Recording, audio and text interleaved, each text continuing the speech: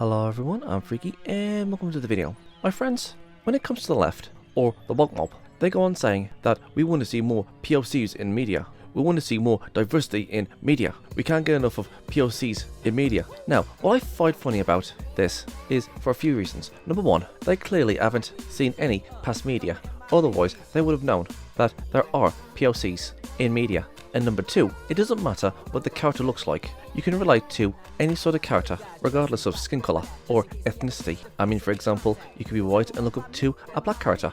You can be black and look up to a white character. You can be Asian and look up to a South American person, and so on and so on. But sadly, the woke mob doesn't see it like this. All they see is just the surface, instead of what's inside a character. But the thing is, there is more to a character than how he or she looks. It isn't a checklist and saying, oh look, see, this person, he's brown or black or whatever, so let's check that off our checklist. No, it isn't about the surface level, but it's what's inside that counts, and the surface level should come in last. In fact, when it came to characters, when I was a wee boy to my teenage years, and depending on the character, there would be characters that I would really enjoy. Either I would relate to them, or I thought they were cool, or you can relate to them in a emotional level, or years later, now that I'm an adult. And when I go back to watching these characters, and you watch the episodes they're in, and depending on the episode and character, you can see how deep these characters can be when you really look at it. Because when you're young, you don't see how deep the characters are trying to be. But when you're all grown up, you can see how deep the characters are trying to be. And you can relate to any character at a personal level,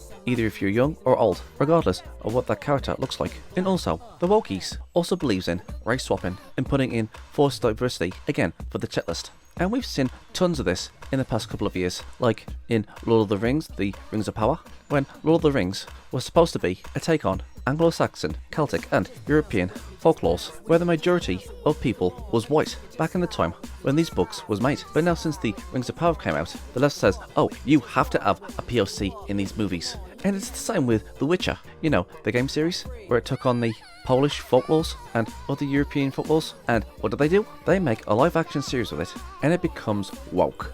And it's the same when they gender swap, like the female Ghostbusters. And again, look at Velma. I mean, do I have to say any more? Come on, Velma. They turned Velma Indian, Shaggy black, Daphne Asian, and let's not forget about the new Little Mermaid movie, when Ariel used to be white, and now they've made her black. I mean, can you guys imagine if somebody made an already existing black character, and that person says, you know what, let's turn this black character into a white character? The woke mob would be absolutely fuming at this point. I mean, double standards, am I right? I mean, come on, they should make their own characters instead of race swapping them, or swapping them out, and giving POC characters, white characters, backstories. It's just wrong, dude. Which is why I made this list of my top 10 awesome black characters. Some of these characters are either cool, or has interesting backstories, or had a good TV show, or just really good characters in general. So if your favourite black character isn't in this list, then please let me know in the comments below. I mean, who knows, I might actually make a part 2. And so that said, let's resume with the list. Number 1, John Stewart, aka the Green Lantern. Now, when it comes to John Stewart, he was my introduction to the Green Lanterns, and then later on I learned about Hal Jordan and how he was the most famous Green Lantern. And I've also seen other reincarnations of the Justice League, and Hal Jordan is within the Justice League and John Stewart is nowhere to be seen. So yeah, I do know about Hal Jordan, and I know he's the most famous one, but to me, John Stewart is the Green Lantern that I grew up with, and I can't think of a Justice League without him. I mean, if you was to compare John Stewart to Hal Jordan, and no offense to Hal Jordan fans, but when you look at Hal Jordan, he kind of looks like a dork with his mask on and the Green Lantern costume on. And yes, I know there's like reincarnations and new art looks that makes Hal Jordan look badass, but if you was to compare him to John Stewart, I mean, I just can't help it. I mean, John Stewart looks like a badass in his Green Lantern suit. Again, no offense to Hal Jordan fans, but John Stewart looks way better in a Green Lantern suit than Hal Jordan. Now, some people might think that replacing Hal Jordan with John Stewart and having him being in the Justice League is just diversing the characters. But the thing is, when it comes to the Green Lanterns, anybody can be a Green Lantern. Like, literally anybody can be a Green Lantern. Regardless of ethnicity, regardless of what planet you're from, anybody can be a Green Lantern. They wasn't replacing Hal Jordan for John Stewart, like they was doing for Peter Parker and Miles Morales. And yes, I know Miles Morales is from a different dimension, but come on, you know they're trying to replace Peter Parker with Miles Morales. But to me, John Stewart wasn't a replacement for Hal Jordan. Again, anybody can be a Green Lantern and have different backstories. And even if they was to reboot the Justice League and they decide to have John Stewart in the Justice League instead of Al Jordan, then I'd be completely fine with it. Even if Al Jordan was the most famous, John Stewart is just as good as Al Jordan. I can't imagine a Justice League without John Stewart. And when it comes to John Stewart and his role within the series of the Justice League, he's had a lot of stories, and it's been such a long time since I've seen the Justice League, but there are a few stories that I do remember when it comes to John Stewart. Number 1, in the two-parter The Blackest Night, when John was accused of blowing up a planet, he did admit to it, and even his fellow Green Lanterns was disgusted on what John did. And the thing is, when it came to this two-parter that made me respect John was, number 1, he didn't run away, he didn't try to make any excuses, he didn't fight back, not wanting to be judged. John gave up his ring and he took full responsibility of what he did. Even though it was an accident, he didn't make any excuses and just said, yes, I did it. And I also think it was the guilt of what he did to that planet that he assumed that he destroyed. The Lanterns, the Guardians, everybody turned against John, and after when it was revealed that he didn't blow up the planet and it was the Manhunters that wanted the Green Lantern's power, John came forward and wanted to help the Green Lanterns and the Guardians, even though they were the ones who wasn't on his side, except for the League. And there was also the two-parter where the Justice League meets up with the Justice Guild. And the thing is, when it comes to the Justice Guild, they were a comic book series in the Justice League world, but they went to a dimension where they actually do exist. And it was said by John that the Justice Guild was his heroes when he was growing up. He read their comics, and then one thing leads to another. It turns out the Justice Guild wasn't real. You guys will have to check out what I'm trying to say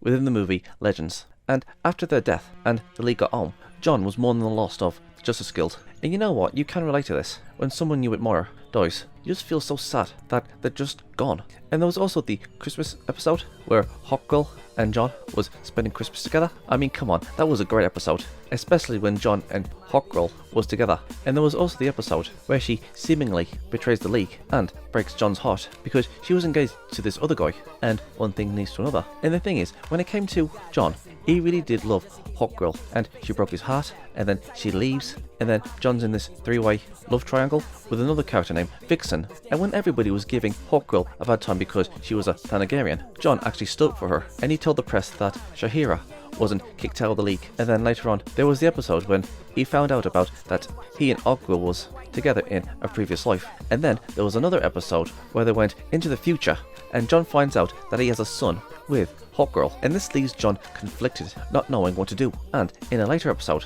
he comes out to Hawkgirl and says that he went to the future and he saw their son, and he told Hawkgirl that he's going to be staying with Vixen and he wasn't going to be Destiny's puppet. But in Batman Beyond, we do see him, so it is assumed that Hawkgirl and John did get together in the end. I'm telling you guys, John Stewart has so many things going for him. Now, even though I think the Green Lantern rings is a little bit lame, I mean, the idea that you can create absolutely anything because of this ring, I mean, that's cool and everything, but if that thing was to run out of juice or it was taken from you, then you'd be screwed. And that's one of the things that I don't like about the Lantern rings. The power doesn't belong to the characters. It's just borrowed power that can be taken away, or it just runs out of fuel. But I do admit, the power is kind of cool. I just wish the Lantern rings didn't have this weakness.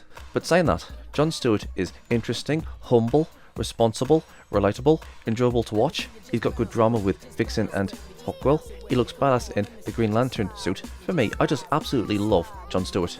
And before I carry on, there's just one thing I want to say. I know I've gone on and on and on talking about John Stewart. Well, that's because there was just so much to talk about, and I couldn't talk about every single last thing about John Stewart. That would be a video in itself. So if you guys want to go and check out the Justice League and Justice League Unlimited, and also look up on YouTube videos about John Stewart's origins, you can do so. And not every character is going to have a 5-minute talk of me saying what I like about the characters. I only ever did with John Stewart because there was just so much to talk about. And so that said, let's move on to the next one. And the next one is Aqualad from Young Justice. Now, when it comes to Aqualad, I'm not going to say much because I've only ever saw bits and clips from the show, and also I stopped watching Young Justice after when it went woke. Anyways, when it came to Aqualad, I couldn't help but love this guy. Now, in the beginning, he was the protege or successor to Aquaman, and it was also later revealed that he was the son of the villain Black Manta, the nemesis to Aquaman. Now, when it came to Aqualad, he was the most mature out of the team, and he had great leadership skills, and he was also in love with another character, but she chose someone else over him. And after her death, he was upset, he was grieving, and after that, Aqualad turned against the team and sided with the bad guys. But this was all a ruse. Aqualad was a spy to keep an eye on his father and the Light, And he also faked the death of another character that would help him later on. I think her name was Artemis or something, and she disguised herself as Tigress later on. And the team came to really hate Aqualad. And then on one of the missions, Aqualad came across Miss Martian, and out of revenge, she broke Aqualad's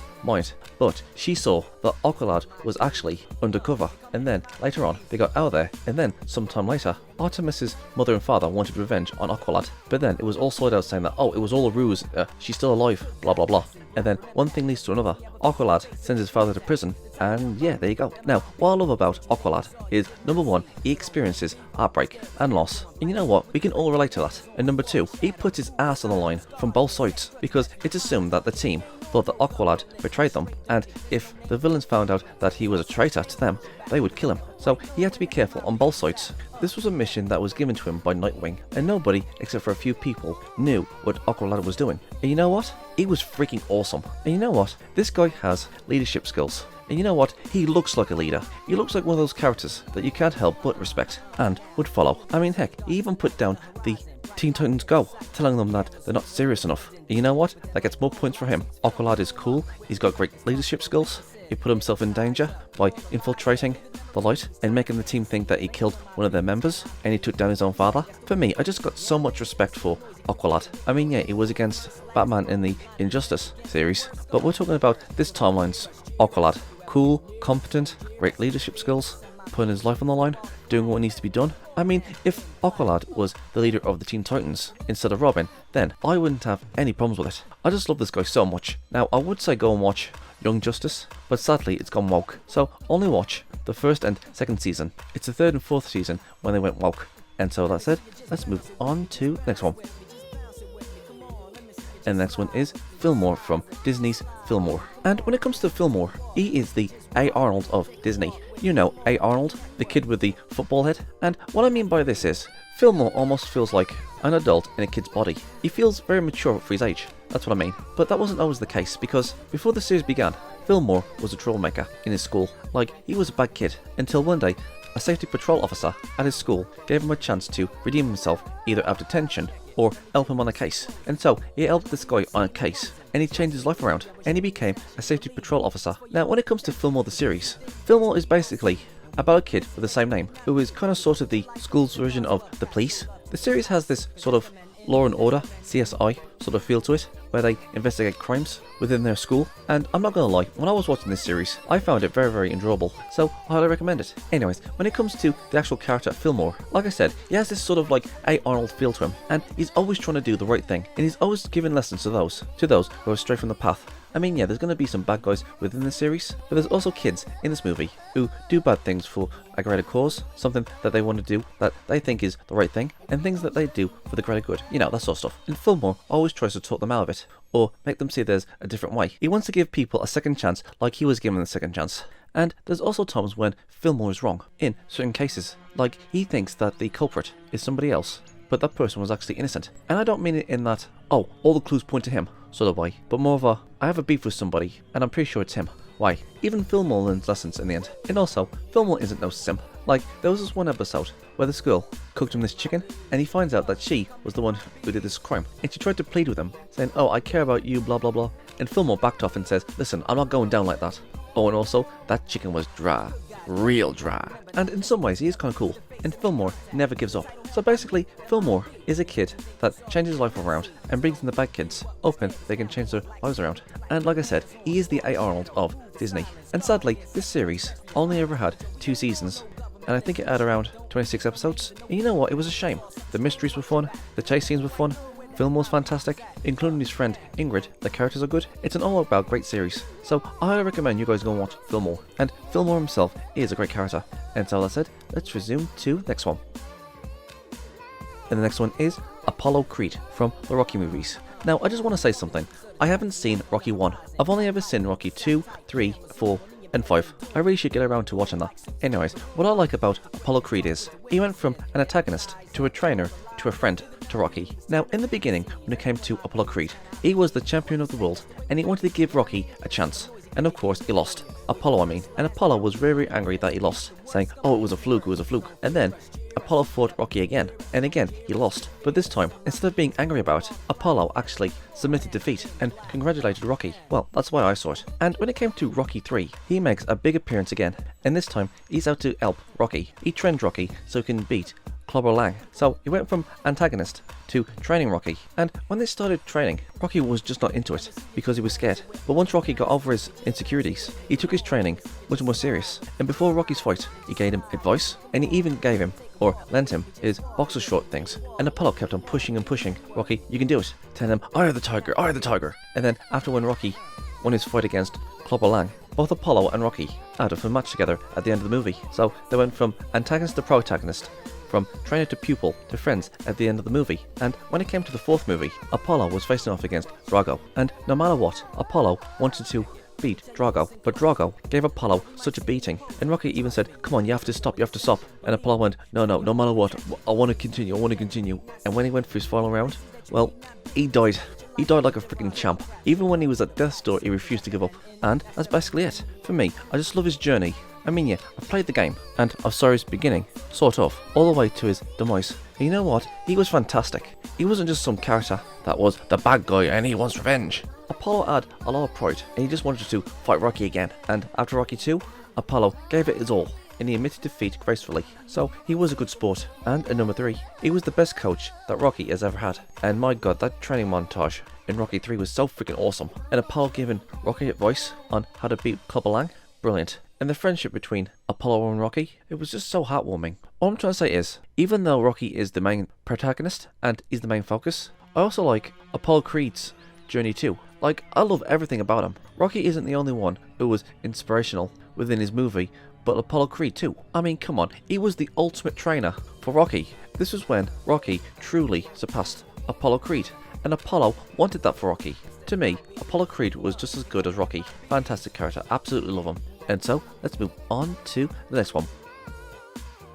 And the next one is Blade from the Blade trilogy. Now, I did have a choice between Afro Samurai and Blade, but I decided to choose Blade instead of Afro Samurai. Now, my main reason for having Blade on this list is for one main reason, and that is, well, he's freaking cool. Yeah, you heard me right. I just think he's freaking cool. Now, I've only ever watched the movies of Blade, and Wesley Snipes was his actor. And I'm not gonna lie, Blade doesn't have that much of a personality, like nothing phases him, but Blade has faced off a good list of enemies, like a god, or a genetically superior vampire, or vampires. And of course, he faced off against the king of the vampires, which was Dracula. His sword skills, his gun skills, and all of his skills are just so freaking cool. And I mean, come on, he beat a vampire god, a genetically enhanced vampires, and the freaking king of the vampires. I mean, come on, what more do you want? And also, he's half vampire. So yeah, that's basically it. That's all I gotta say about Blade.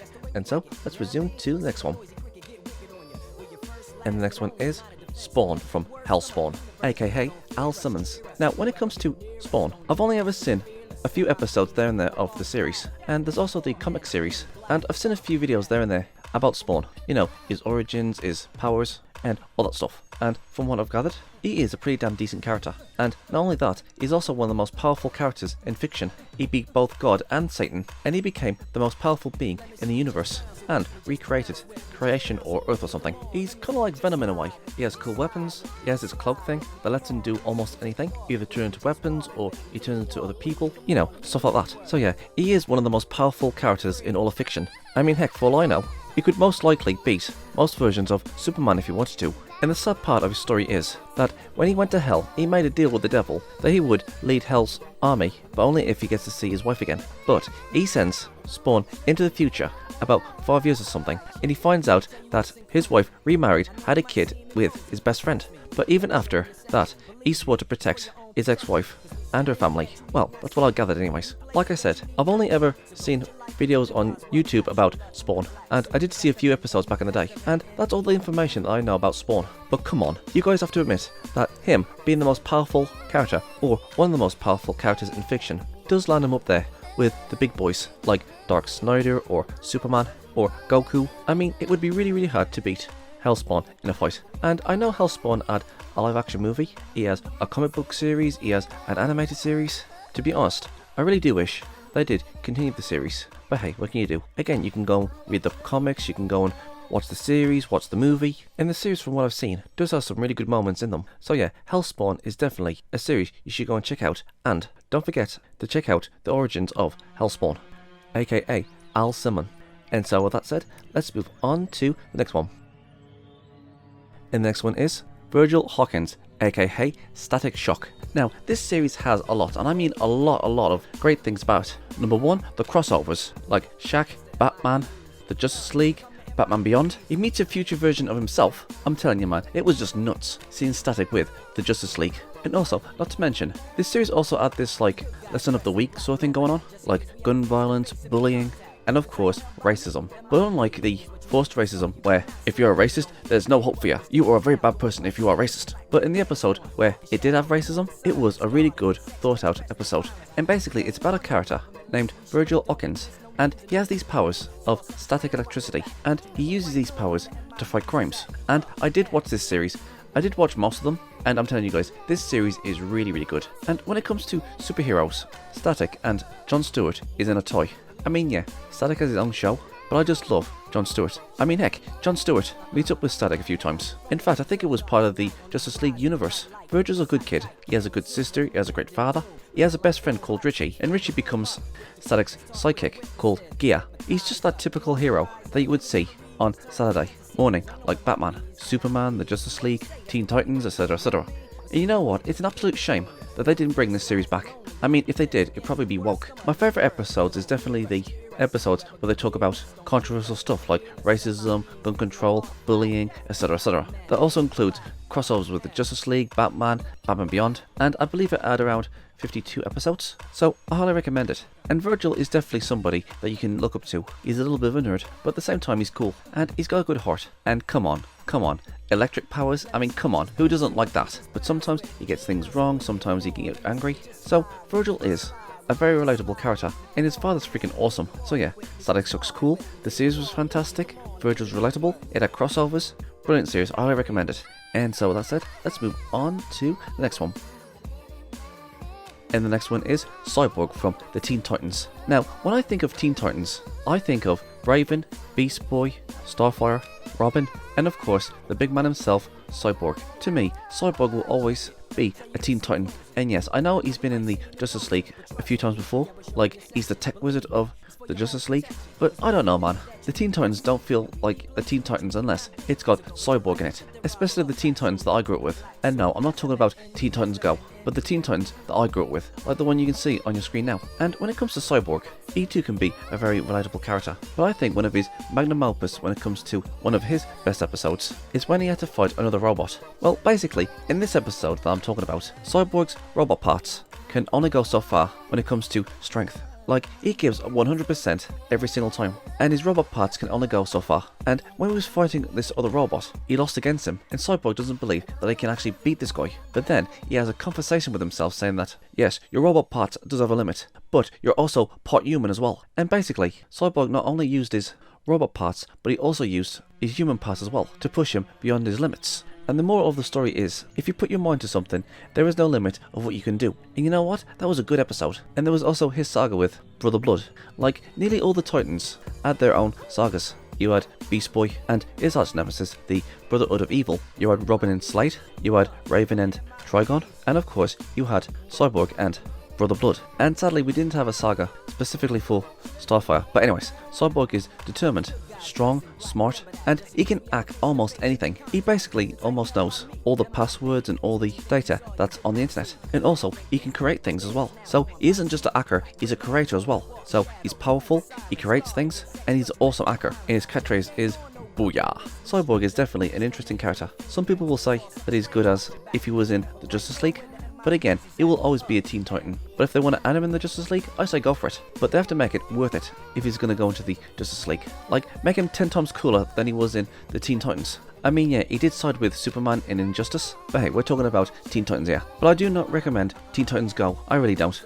Cyborg is funny, smart, powerful, relatable, he's just an all-around great character. And so, let's move on to the next one.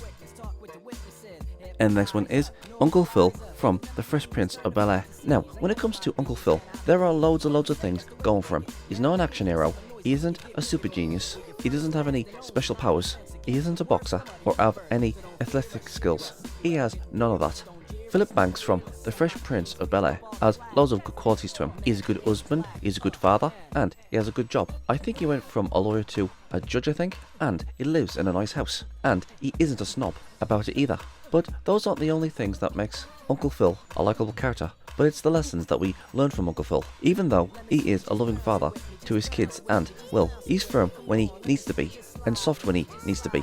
Uncle Phil always gives us these sort of lessons of the week and always giving these motivational speeches. I mean, there's just so many of them, and I think Will Smith said this once: everybody needs an Uncle Phil. And you know what? I agree. Uncle Phil is somebody that you would look up to and is an inspirational of what people should be: loving but firm, hardworking, determined, and he has been a father to Will for all those seasons that he was with the Bankses, because even though his kids makes mistakes and Will makes mistakes, he teaches them the rights and the wrongs of what they need to do and learn from their mistakes. For me, Uncle Phil was such a role model growing up. He was definitely somebody that you could look up to. In fact, you wanted to be just like Uncle Phil.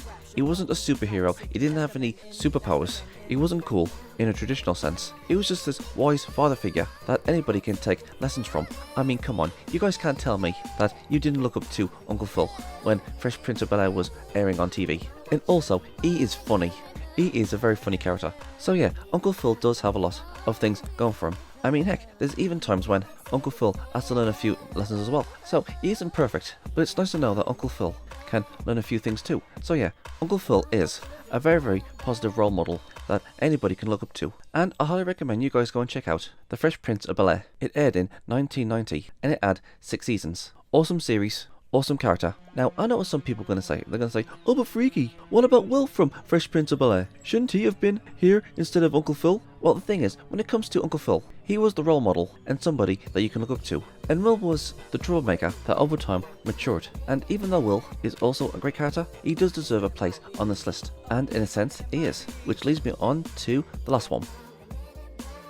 And the last one is every single character that Will Smith has ever played. Okay.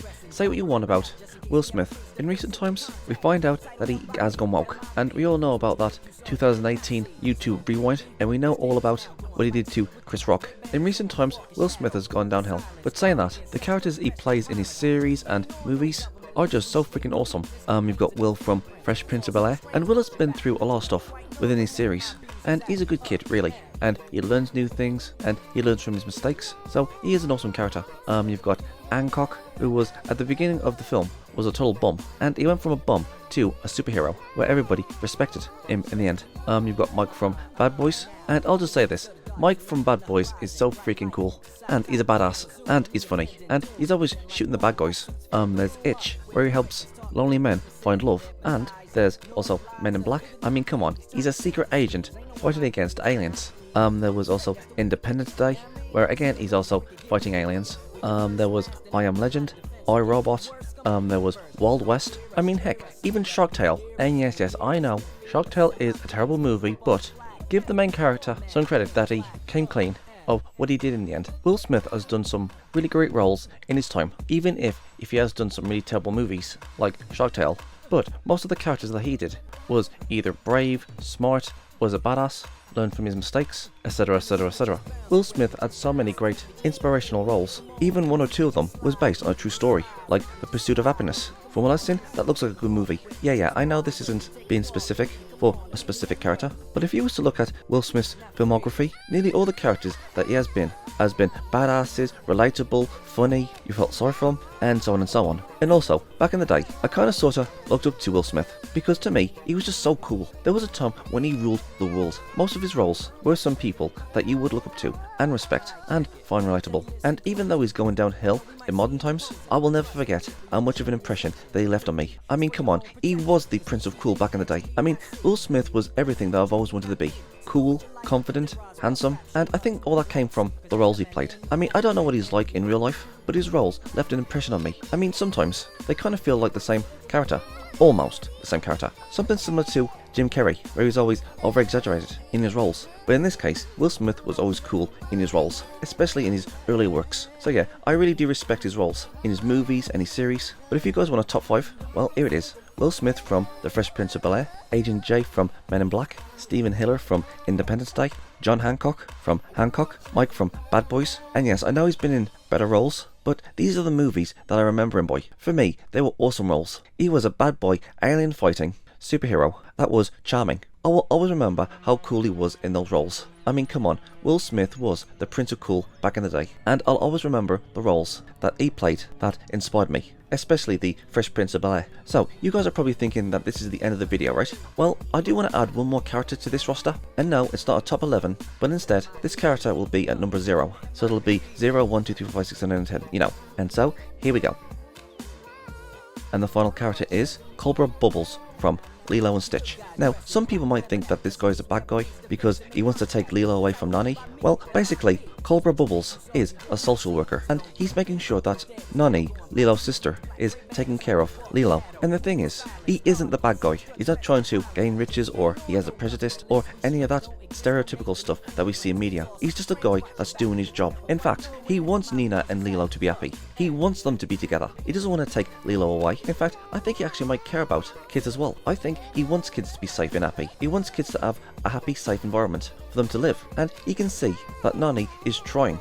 He can see that she's trying to juggle with Lilo and her job, or trying to get a job. And when it looked like that Lilo was about to drown, he comes up to Nani with a sad expression, and he admits that he knows that Nani is trying. But after when she almost drowned, that was the tipping point. And with that sad expression on his face, he says, "I know you're trying, Nani. I'll be coming to pick up Lilo tomorrow." And when it looked like her house exploded, he goes off on Nani for putting her sister in danger. And then later we find out that he was a government agent that dealt with aliens. And so one thing leads to another. Cobra decided to give Nani one more chance to prove that she can be a good caretaker to Lilo at the end of the film. I mean, heck, this guy actually saved the world once when he convinced aliens that wanted to invade Earth that the mosquito was an endangered species, so Earth became a wildlife sanctuary. So yeah, this guy single-handedly saved the Earth from invading aliens. So yeah, not only does he care about the kids, he also saved the freaking planet. Yeah, he isn't the main protagonist of the series and movie, but he does leave an impression. And again, he isn't the bad guy, he's just doing what's right for Lilo. He doesn't want to take her away from Nani, but he does what needs to be done in order to make sure that Lilo is happy and safe. So technically, he is the good guy, and he can see the tragedy when it comes to Nani and Lilo. You could say that he's a guardian angel. He is a very important character within the movie, and from what I've been hearing, by the time this video came out, I hear he's not going to be in the live action movie, from what I've been hearing anyways. But the thing is, Bubbles was a very important part in the movie, and he wasn't the bad guy. I don't know why they removed him from the movie, but removing him from the movie is doing a disservice to the movie and the character himself. He was a great character that felt human and relatable. He felt like any other person would, that would care in a situation like what Nina and Lilo is going through. So yeah, he is a great character. Now, Cobra Bubbles has been in Lilo and Stitch the movie. He's been in 1 or 2 episodes of the series of Lilo and Stitch. So if you guys want to go and check out Lilo and Stitch, then please do. So yeah, that's all I gotta say. Is there anything else that you guys want to say, or is there something that you want to add to these characters? Please let me know in the comment section below. And listen, don't worry, I will make a part 2 and make a new list of characters that was inspirational before the woke era. It's not about the surface level of what a character looks like, but it's about what they can do, their relatability, them being inspiring, them being cool, smart, brave, wise. People are more than their background or what they look like or what sex they are. It's the inspiration of what these characters can do to make us fall in love with them. People are more than just their skin color. You don't need a checklist saying, okay, we got this black character, oh, we got this gay character here, you got this character here, etc, etc. And if you wokey SJWs can't see beyond that, then you are the racist ones here. So, what do you guys think? Am I right? Am I wrong? Did you like this video? Is there something you want to add? Is there something I missed? Was there a character on this list that you wanted to see? Don't worry, I'll make a part 2 video, and that character actually might be on that list next time, or the next time, or the next time. Please let me know in the comment section below, and let's get a discussion going. I'm Freaky, peace out. And please, don't forget to check out my other social medias. Please go and check out my alternative video platforms, Rumble, Odyssey, BitChute, Twitch, and please come and hang out on my Discord server. We can play games, have a movie night or a series night, or you can watch me play a few games. And if you guys have any suggestions of any videos you want me to react to, or any video ideas in general, you can tell me on my Discord. I'm also on Twitter, Gab, Getter, and Paula. I'm on Locals, Tumblr, Minds, and if you guys want to support me, please go and check out my Subscribestar. It's like Patreon, but better. All these things are in the description box below, so please go and check them out and subscribe to them. I'm Geek Freak, peace out.